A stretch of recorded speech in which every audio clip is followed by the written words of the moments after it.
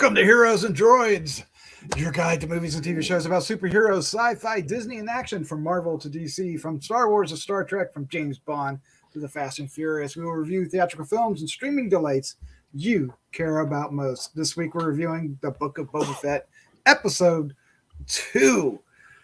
Are things getting better for our... Well, he's no longer a bounty hunter. All right. I'm Doc Rotten. Let me introduce you to the crew joining me, starting off with Chris Slattery, the SLATTMAN. How you doing, sir?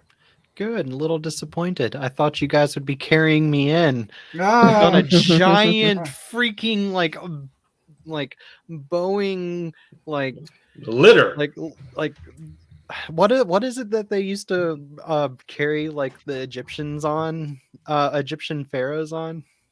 You know, I don't think they called them litters, though. I doubt it, right? No, not there. Yeah. Litter is a different thing in this world. All right. Also joining us is podcasting rockstar and international cosplay queen, Vanessa. How you doing? Oh, you got your hood on. All right. It's official. Are you a Tusken Raider? This is just a mask. Yes. Ah, yes. Awesome. Also joining us is award-winning filmmaker Christopher G. Moore. How you doing, sir? I'm doing good. You mean something like this, where they just carry him? Something like that, maybe. There's one shy there. One shy. Yes. Also get joining. That set. Yeah. Also joining us. Yeah, they're right. Comic book artist and co-host of Decades of Horror, Chad Hunt. I have no Star Wars toys. No, you're off the podcast. Of course you do. All right. We hope that what we're going to do tonight is we're going to give our review of the Book of Boba Fett. We're going to start off with our first impressions. Then we're going to dive into a brief discussion about some key points. The brief discussion will be spoiler free. The discussion will be spoilers. If you want more spoilers than what we're going to talk about tonight, be sure to check out our Easter egg and edition of this review. It'll be in the links down below. And of course, we'll end things up with our recommendation, our final thoughts, and our recommendation, our score 1 to 5. We'll do something. And our favorite scene. Oh my gosh. It'll be a surprise. We'll make it work. Whatever we do. Something will happen. We don't know yet. Oh my God. All right. But of course, we hope you enjoy not only this review, but each and every review we have on the site. Be sure to check them out. And if you want to help us out, be sure to like, subscribe. Oh, we need subscribers because now Heroes and Droids is on its own. So subscribe and share with a friend. Some more people can subscribe. It'd be awesome. And we thank you so much. And of course, we want to hear your comments down below. All right. What are we talking about? We're talking about the Book of Boba Fett, streaming on Disney, Season 1, Episode 2, called Chapter 2, The Tribe of Tatooine. It's available streaming on January 5th, 2022. Directed by Steph Green and written by Jon Favreau, of course, based on Star Wars by George Lucas. The cast includes Tamara Morrison, Ming-Na Wen, Matt Berry is back, David Pasquesi. Sorry, David. And Jennifer Beals. The synopsis, and this is Christopher will be happy with this, or the SLATTMAN. Boba Fett faces new challenges on Tatooine. That's like 2 minutes worth of synopsis right there. It is. But isn't that like every episode now? It is accurate. It was every Lucasfilm project. Yeah, I know. We don't need to give them much. 6 words. All right, Fett walks through the sand this week on. No, walks through the sand. Oh, you're so blurry, SLATTMAN. You were not here last week. You were out traveling for the holidays. So why don't you quickly share your thoughts about the first episode before you give us your skinny on the second one? So, I can admit this show, both episode 1 and 2, are technically well-made episodes of Star Wars media.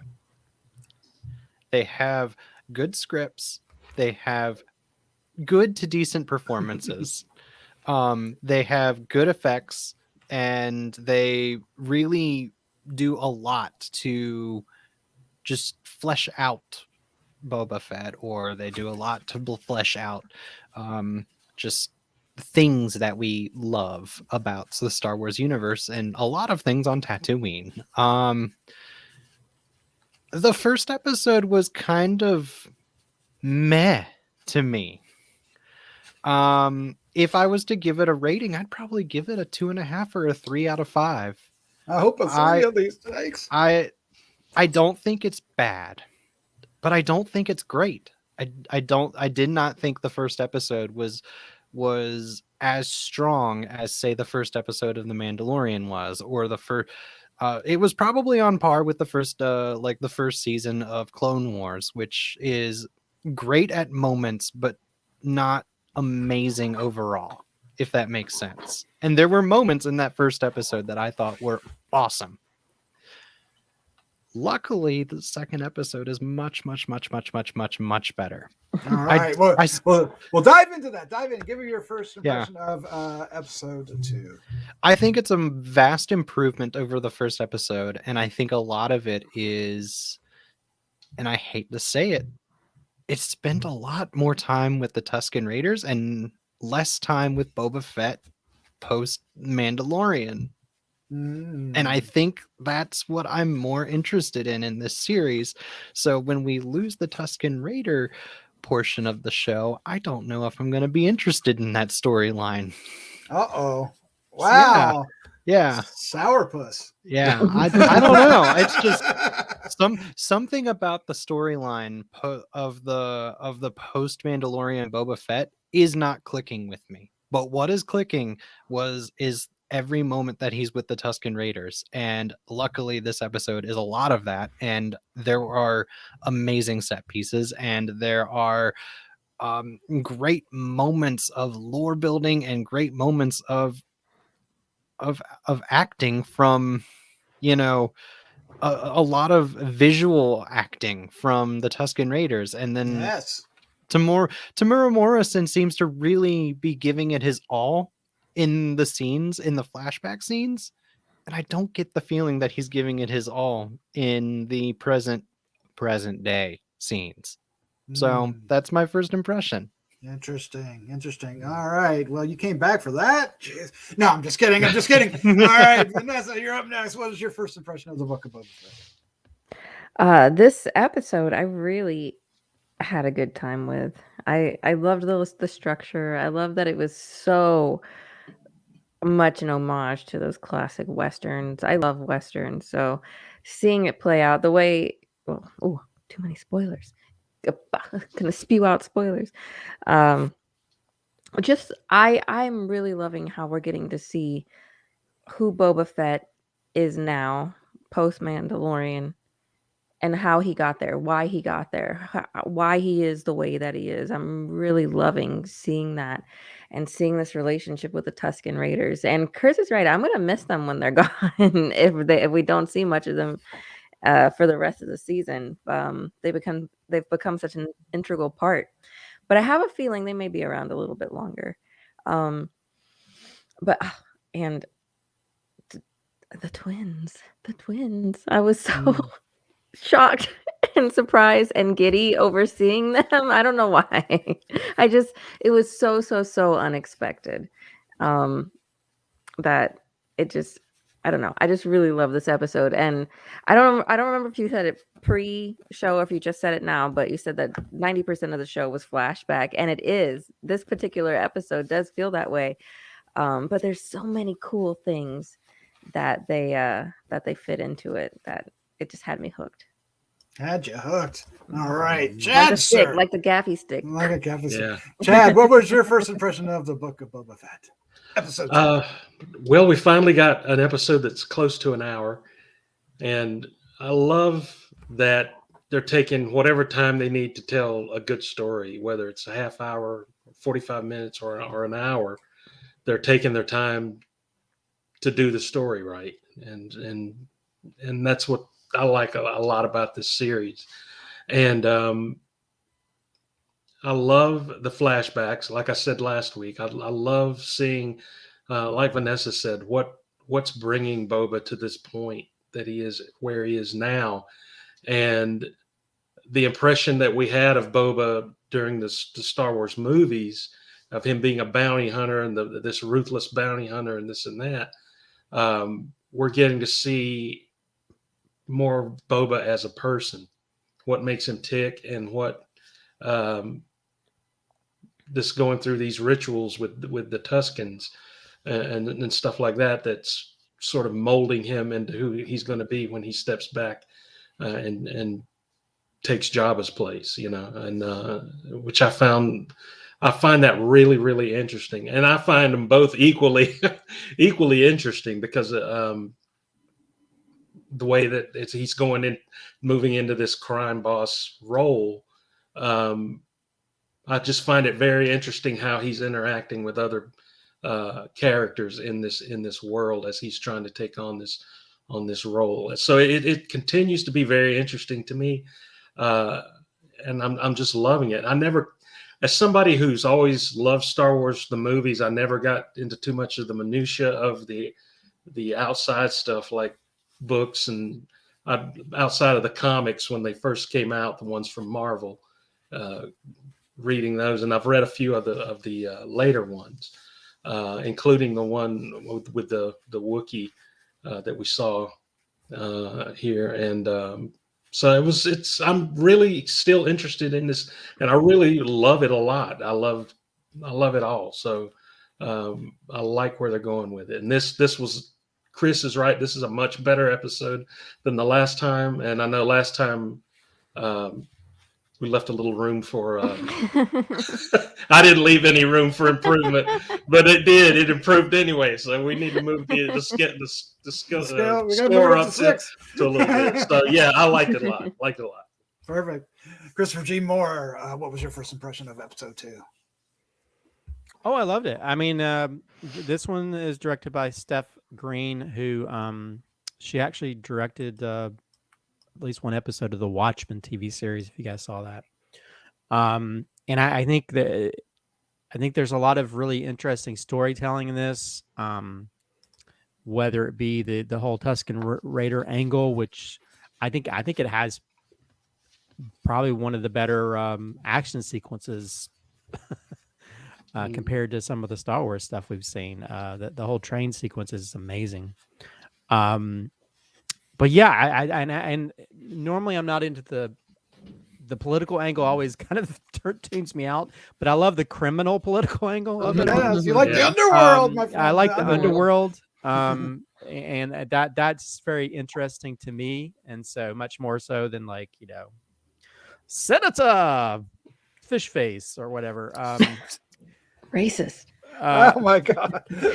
Send all your fish face emails to Christopher at. But yeah, I love that aspect of it, and I love. There's always little surprises, as long as you don't try to see spoilers before the episode comes out.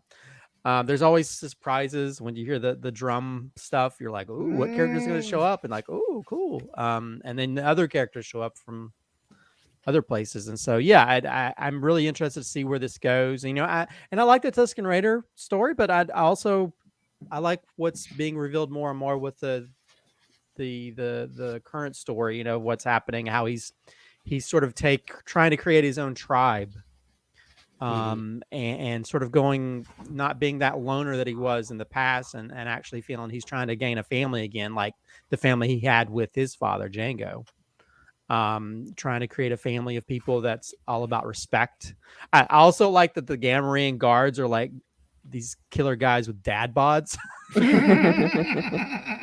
have dad bods. And I was like, evidently there's also people that see them as thirst traps, which I think is hilarious. Because in Return of the Jedi, they're just like, they're so gross people. They're like that 90 Day Fiance guy.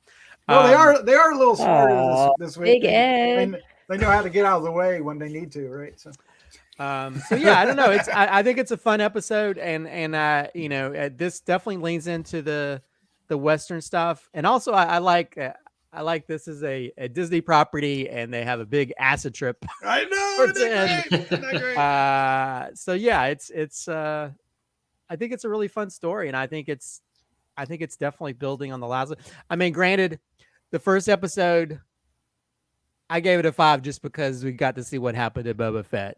Jar Jar Binks could have been pooping on the screen, and I still would have given it a 5 because Boba Fett crawled out of that Sarlacc pit. So I'm a little bit biased, but I think this doesn't have to rely on that kind of stuff, even though it has a lot of cool Easter eggs. And I love the way the story's progressing to where I'm wanting to find out, like, there's got to be some bigger baddie that's going to show up at some point, maybe. Oh, So. they're leading to that. They're Do leading you into think it. that we might have already seen it? Or have we? Or how? I think a Spoilers, baddie might we gotta show get up into from another spoilers. Let's go. property. All right, let's get into I'm ready. I'm ready for the spoilers. Yes. Let's get into our spoiler discussion. I just want to start off saying that I kind of wish they had done both these episodes together, streamed in one night, because they interlock so well, and I think both of them tell a bigger story together, or a better story together. So that's my one takeaway. But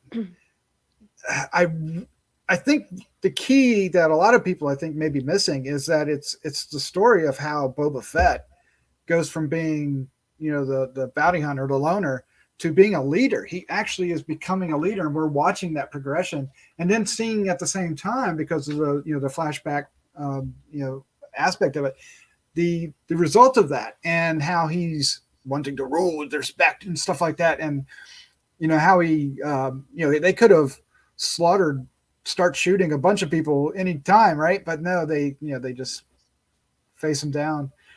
So I'm really enjoying this, and I can't wait to get into more of it. But it's like the mayor said, he's like, it's easy. It's not the same running a family as it is being a bounty hunter. Yeah, but he says, I'm not a bounty hunter anymore. So It's so snarky too.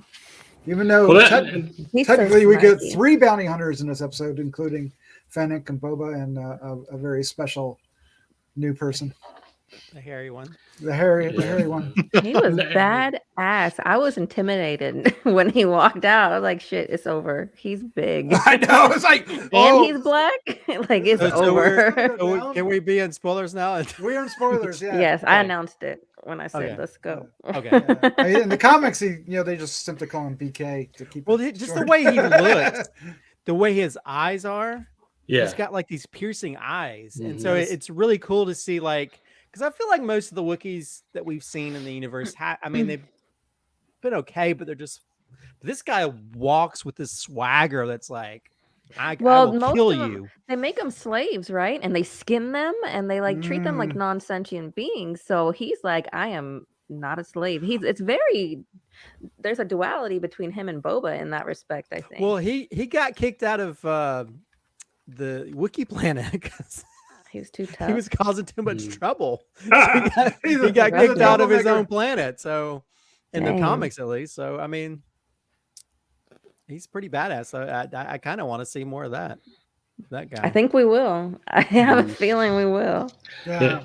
To go along with what Doc said too, it's I love the fact that you think of Boba, he's a clone of his father, of Django, and not only is he a clone, but there's thousands of other clones. So it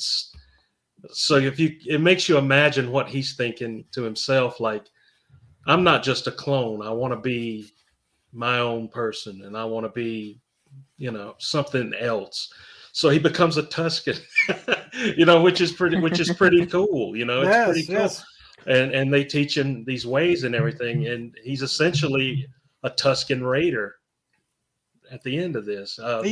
Basically, yeah. I mean, he's accepted into the tribe, right? Yeah. So he's using those values and those things that they've taught him in the Tusken tribe into this new crime boss role that he has, and he's determined. You can tell he's just determined to make that work, and I just think that's an awesome character point for him. It makes him stand out. He's not just another clone. He's Boba Fett. I mean, he's always been special because he's Boba Fett. And he's a fan favorite and everything, but we really didn't know that much about him outside, the movies.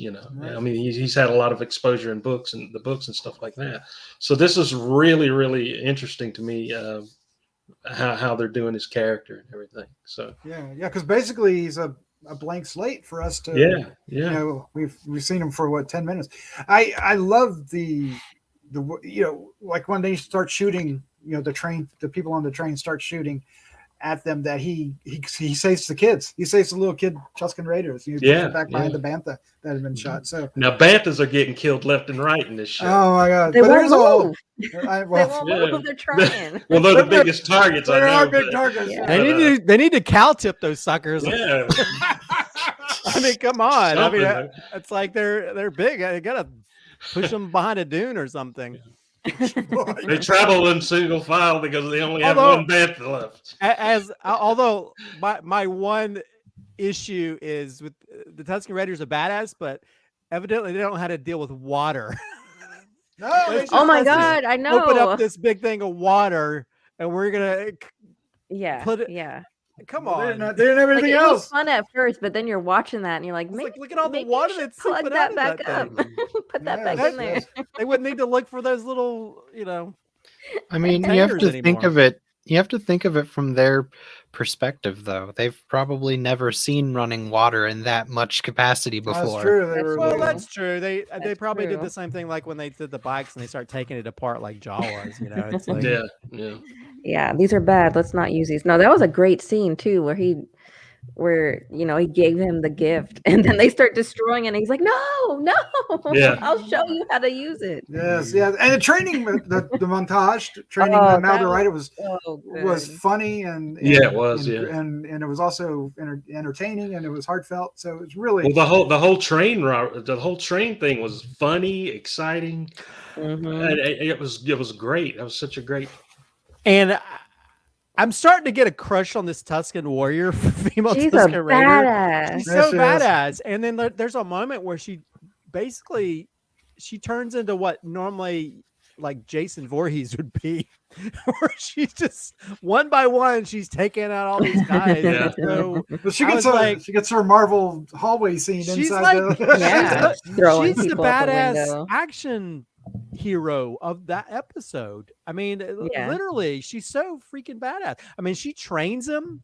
I mean, I just love how they don't do like, not criticizing George Lucas, but like when you go back and look at what was it, Revenge of the Sith, the Tusken Raiders, the women are just taking care of the babies and the guys are out doing the stuff. And so I'm glad that they're given a little bit of equality where she's the badass warrior of this tribe. Mhm. And just seeing the stuff that she does, I was like, oh man, this is awesome. This specific So- character.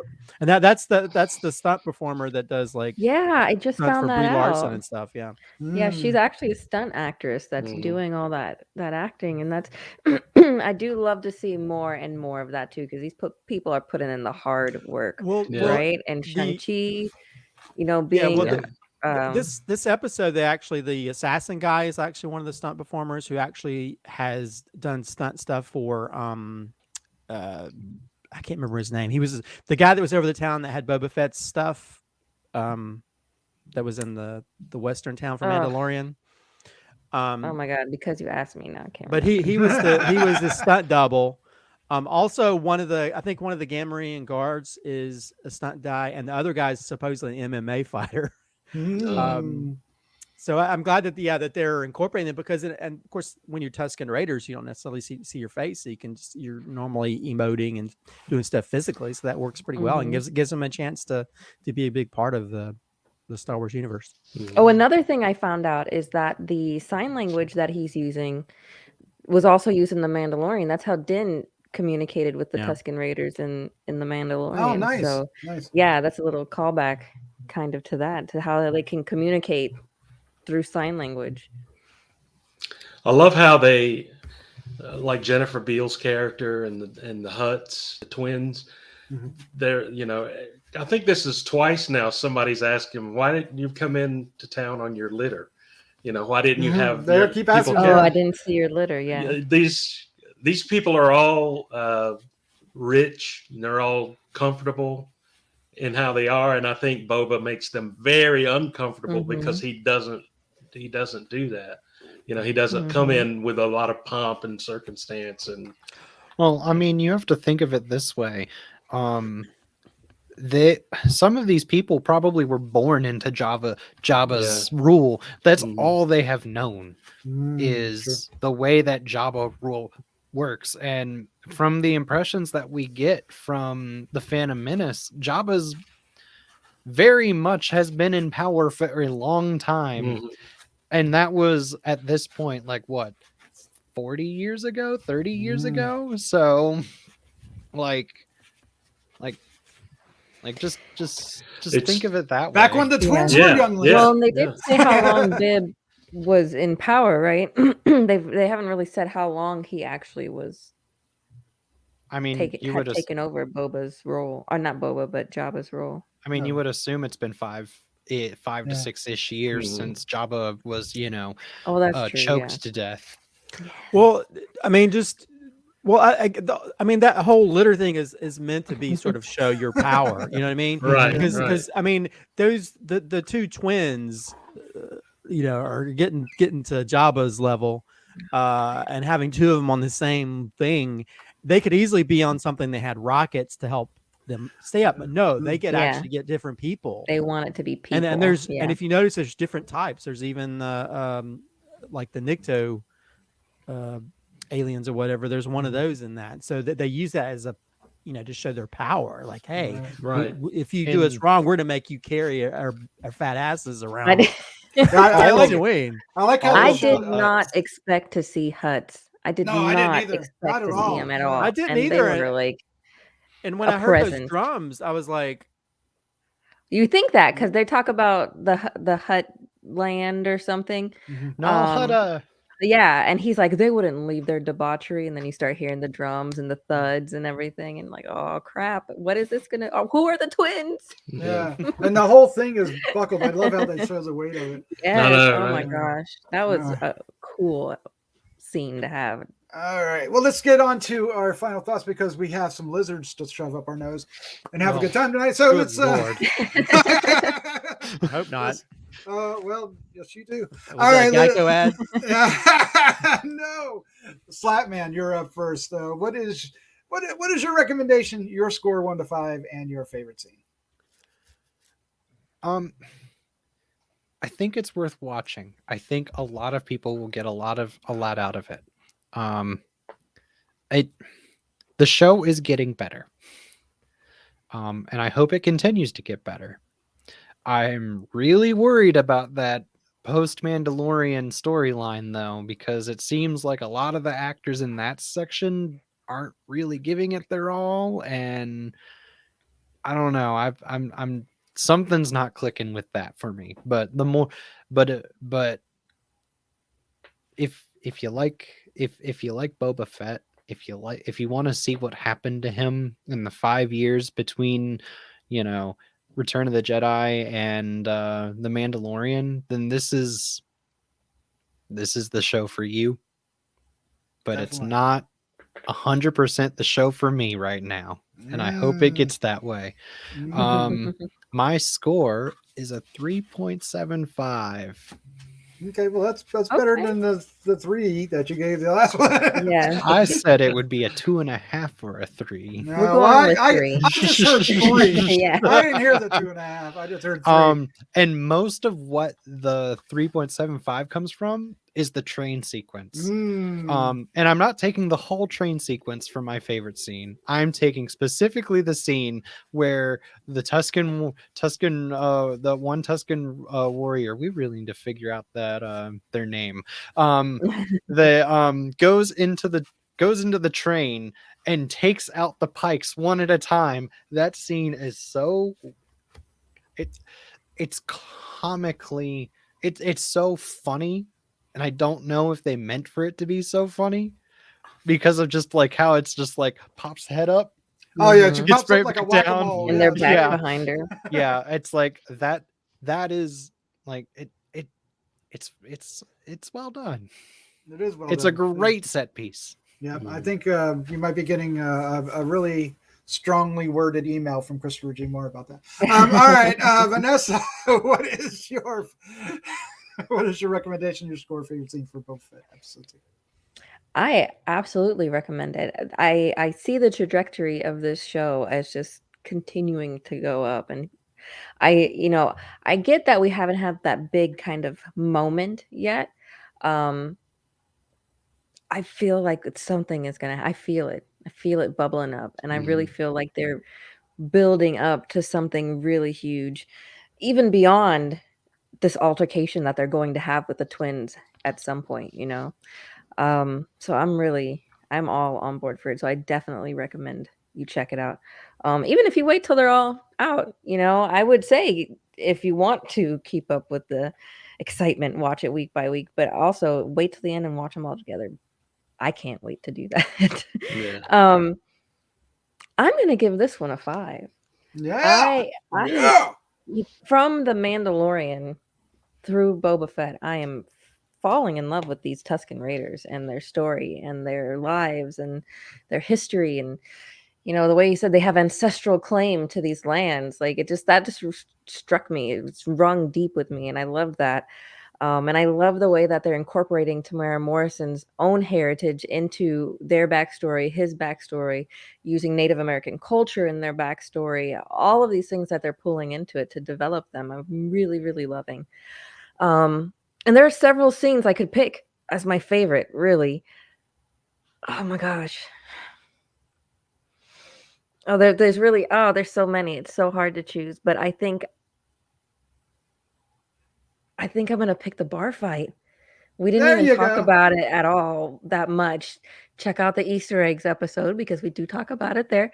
But that bar fight, man, that's so Western. It was so badass. Comes in, doors open, see his shadow, doesn't say a word, takes everybody out, has a shot, leaves. The end. Steals the horses. Yes, he takes the Their horses bikes, with their him. bikes. Oh my gosh, I freaking loved that, and just how that grew their relationship. His relationship with the Tusken Raiders was just awesome. I love that they had them all tied together and flying across. I know, flying right? across the It was desert. so Yeah, it was cool. awesome. Chad, sir, what is your recommendation, your score and favorite scene for Book of Boba Fett, episode 2? Well, I was going to recommend it, but now I'm not. Ah! No, you've got to see. You got me. You got to be seeing this show, man. You have to be seeing this show. Yeah, and this is another 5er for me. I can't go any higher than that. So that's my. I have a feeling all of them are going to be 5s from here on out because I sort of plugged that at the very first episode, and I can't go any further. But yeah, I love this. I love it so far. And then I love all the Tusken Raider stuff. I love that he's now a Tusken Raider. And how it's all tying in with the past and present. The huts were awesome. It's a favorite scene. I can sum up in a few words. I can stop the train. Let me go stop the train. And I was like, oh boy, Yeah. And that's going to be, this is going to be awesome. Didn't know what he meant at the time that he said it, but it sent shivers down my back when he says, I'll stop the train. So yeah, I recommend it highly. Highly recommended. Mm-hmm. Christopher G. Moore, your recommendation, your score and favorite scene. Chris, I feel like the first words you would say are "allow me to retort" to Chris Slattery. allow me to retort. It's all subjective. I'm not gonna diss anybody for having a wrong opinion. Not like anything that I've loved in the past. I'm just kidding. No, that's fine. I mean, actually there's been a few good amount of divided people on my Facebook social media feeds in regards to the series so far. So some people aren't liking it as much, and that's understandable. I think it's a different story than The Mandalorian, and I think that people are wanting it to be like The Mandalorian, but not every story has to be like The Mandalorian. This is it's called the Book of Boba Fett. It's so it's taking a different pace and going a different direction. That's cool. I mean, this episode would get a 5 just based on deep dive Easter eggs alone. Yes, it would. Would you have an Easter egg involving a deleted scene from New Hope? Right? You got me. But yeah, this is a lot of fun. This is definitely feels very connected to the first episode. So I agree with Doc. I almost feel like they could have just done the the first episode could be these two combined, Yeah. because the arc by the end of it shows how Boba Fett has sort of like been transformed, and he has that moment. It's almost like it's like the Jedi when they go into the like Luke did to sort of confront himself, and we have those moments where Jedis do that sometimes with these visions and stuff, and the same thing he did, and you get to see a lot of flashbacks. That whole trip scene is really cool, how it goes back between different scenes and stuff, goes back to when he's a kid and he comes out of the way it's all integrated and stuff, and how it becomes almost like a nightmare vision visually. We don't really, we see that sometimes, I guess, in some of the movies when they go up, but visually it's I think it's really cool. They're taking a lot of chances with that. And then also just how they're integrating the Western thing, the Tusken Raiders, getting to that culture and how that all plays out is really interesting. And I think that whole train sequence is great. Even the robot conductor with like a million arms. Wow, that was Who's ridiculous. He's like, you need to stop this train. He jumps out the window. Yeah. I just love the personalities. The robots are just as cowardly as some of the aliens in the universe. Didn't he say something too when he ran away? He said something. He's like, that worked, or okay, good, and he like walked away or something. Yeah. I don't know. I love and how he was continually trying to do things to work what they're doing. So that whole how it all played out just worked really well, and the special effects I think are just really doing a great job in making you feel like you're there. I feel like they're doing, again, like I think we said this with Mandalorian. I feel like the special effects in these series for Disney Plus are like have better special effects in some of the sequels. So yeah, it's a great episode, fun episode. So many great things. I could definitely pick a million different things, but I'm going to take one specific moment that I thought was very humorous, but I almost thought, are they going to tie it into the Bad Batch? But the Rancor pit, when he drops the assassin into the Rancor pit, and I don't know, it brought back feelings from like, Return of the Jedi when Luke dropped down there, because it's like the same area, and that door starts opening up, and I was thinking, wait a minute, we know the Rancor before got killed, but what about the little baby Rancor from Bad Batch? Bad Batch. Is that?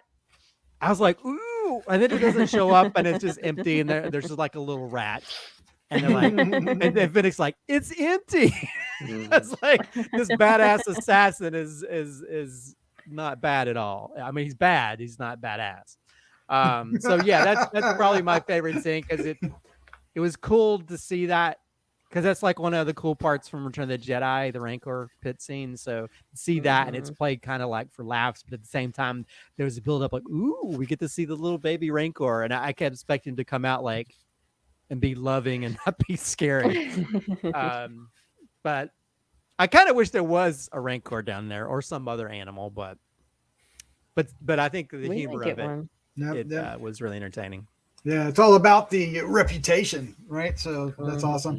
Yeah, I'm going to give it a 5 too, and go see it. And my favorite scene is the training sequence, and especially when it goes, this is forward, this is stop, but the booger goes backwards. I forgot about reverse, Bo. and the reaction of all of them just standing there, really sold it. So yeah, I think what I like is the sense of humor the show has. I think overall, and of course, if if we all really wanted to pick one scene, it might be the reveal of the Wookiee bounty hunter. That I can't. We'll see him again, but I don't know if we're going to see him in this series. Maybe, or this. Maybe. All right. Well, there you go. That's our review of the Book of Boba Fett, episode 2. The Tribe of Tatooine. Be sure to join us for the rest of the series. 5 more episodes to go. And of course, check out the Easter egg episode to get more into a lot of things that you probably thought we were going to discuss and we didn't, because it's in there. Christopher, SLATTMAN, Vanessa, Chad, thank you for joining me. This was, of course, a lot of fun. Of course, it's Star Wars. Of course, it's Yeah. Yeah, thanks for having us. This is one of the few books I'm really enjoying right now. I don't read a lot of books. No, don't read a lot. Let's say goodnight. Good night. Good night. You pay for the